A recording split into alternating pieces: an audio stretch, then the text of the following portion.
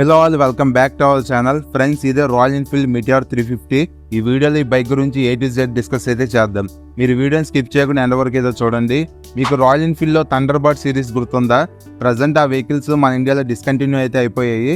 Royal Enfield వాళ్ళు same అదే కాన్సెప్ట్తో ఈ మీటిఆర్ 350ని లాంచ్ అయితే చేశారు. ఈ మీటిఆర్ సిరీస్లో బిగ్గర్ బైక్ అయితే ఉంది, సూపర్ మీటిఆర్ 650 అని.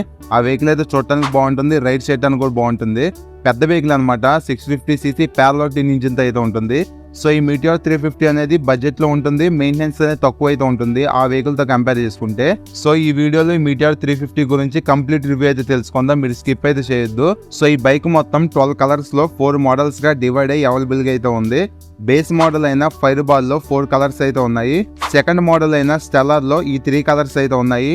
థర్డ్ మోడల్ అయిన అరోరాలో ఈ 3 కలర్స్ అయితే ఉన్నాయి. టాప్ మోడల్ అయిన సూపర్ నావాలో ఈ 2 కలర్స్ అయితే ఉన్నాయి. సో ఇదన్నమాట కలర్స్ అండ్ మోడల్స్ గురించి. ప్రెసెంట్ నేను రివ్యూ చేస్తున్నది బేస్ మోడల్ అయిన ఫైర్ బాల్ బ్లూ. ఈ కలర్ అయితే యావరేజ్ గా అయితే ఉంది, అంత బాగలేదు. ఈ బేస్ మోడల్ లోనే ఫైర్ బాల్ బ్లాక్ కలర్ అయితే ఉంటుంది. ఆ వెహికల్ అయితే చూడటానికి చాలా బాగుంటుంది రియాలిటీలో. సో కలర్ అనేది మీ టేస్ట్ ని బట్టి సెలెక్ట్ అయితే చేసుకోండి. ఇంకా ఈ బైక్ టెక్నికల్ ఫీచర్స్ గురించి డిస్కస్ చేస్తే, ఫ్రంట్ లో 100/90 19 ఇంచ్ టైర్ అయితే ఉంది. ఇవి ట్యూబ్లెస్ టైర్స్ అనమాట. ఫ్రంట్ టైర్ ప్రొఫైల్ చూడటానికి ఇలా అయితే ఉంటుంది. ఇంకా ఈ ఫ్రంట్ మడ్గడ్ అనేది ఫైబర్ మెటీరియల్, ఐరన్ అయితే కాదు. ఇంకా బ్రేక్స్ గురించి డిస్కస్ చేస్తే, ఫ్రంట్ లో 300mm డిస్క్ అయితే ఉంది. బైబ్రేక్ కంపెనీ బ్రేక్ క్యాలిపర్స్ ని యూజ్ చేయడం అయితే జరిగింది. ఫ్రంట్ లో ABS కూడా అయితే ఉంది.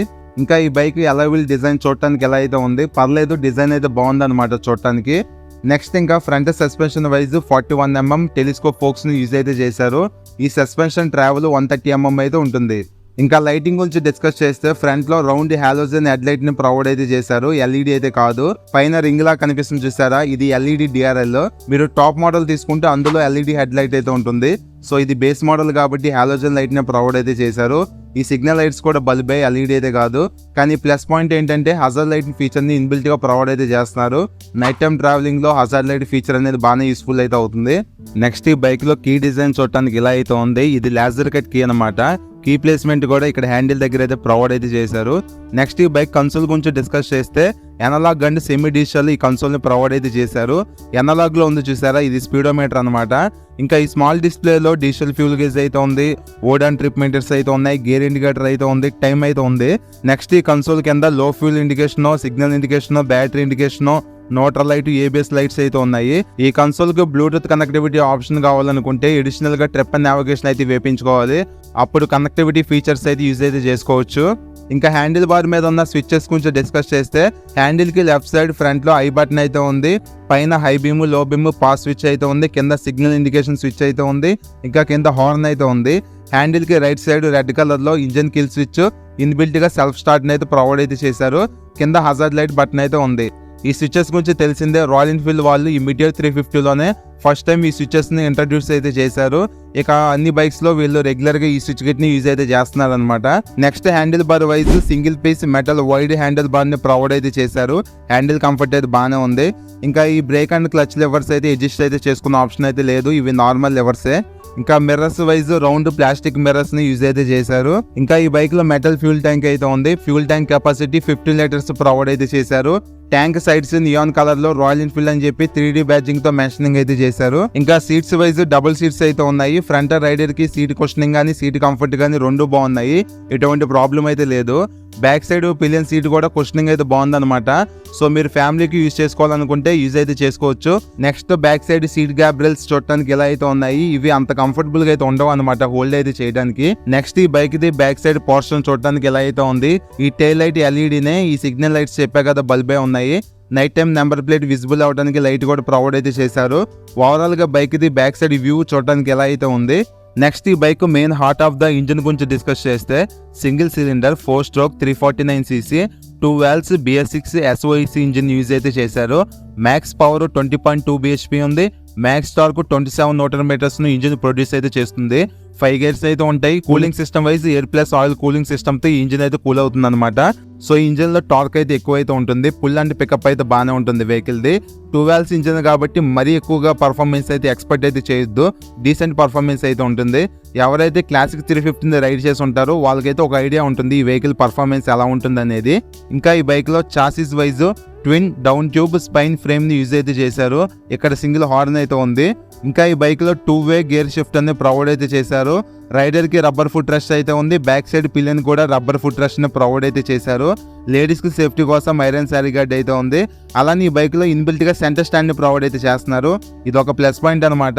ఓపెన్ చైన్ ఉంది కాబట్టి ఈ వెహికల్కి రెగ్యులర్గా చైన్ లూబింగ్ అయితే చేసుకుంటూ ఉండాలి. సెంటర్ స్టాండ్ ఉంది కాబట్టి ఈజీగా చైన్ లూబింగ్ అయితే సొంతంగా చేసుకోవచ్చు. అలాగే లాంగ్ ట్రావెలింగ్లో కూడా సెంటర్ స్టాండ్ అనేది బాగా యూస్ఫుల్ అయితే అవుతుంది. ఇంకా back suspension wise twin tube emulsion shock absorbers అయితే ఉన్నాయి.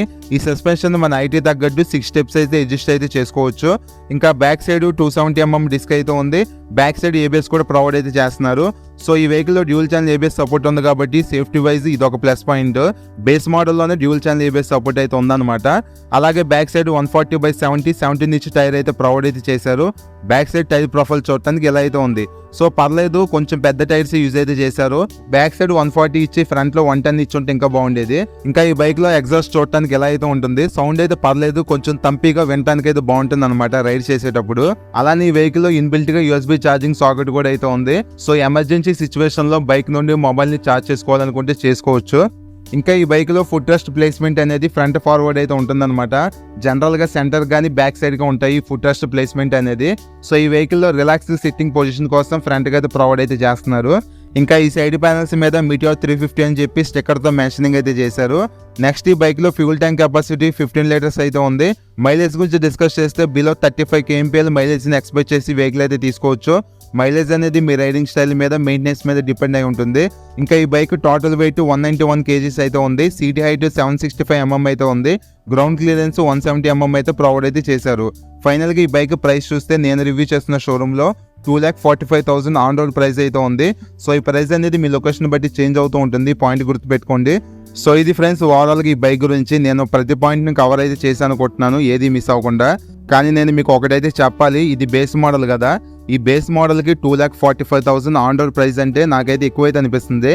ఒకవేళ మీరు ఈ మీటియోర్ 350 తీసుకుందామనే ప్లానింగ్ లో ఉంటే బెటర్ మీరు కొద్దిగా మనీ యాడ్ అయితే చేసుకోండి, టాప్ మోడల్ అయితే తీసుకోండి ఈ మీటియోర్ లోనే, లైక్ సూపర్ నోవా మోడల్ అయితే తీసుకోండి, ఇది నా పర్సనల్ సజెషన్. లేదు నాకు బేస్ మోడల్ సరిపోతుంది అనుకుంటే డబ్బులు మీవి కాబట్టి మీకు నచ్చితే ఈ వెహికల్ అయితే తీసుకోండి. So at the end of the point మీ సోల్ సాటిస్ఫాక్షన్ నాకు కావాలి, మీకు ఈ బేస్ మోడల్ నచ్చింది, ఈ ఫీచర్స్ నాకు చాలా అనుకుంటే ఇది తీసుకోండి. యాక్చువల్ గా నేను టాప్ మోడల్ ని రివ్యూ చేద్దామని చెప్పి షోరూమ్ కి అయితే వెళ్ళాను.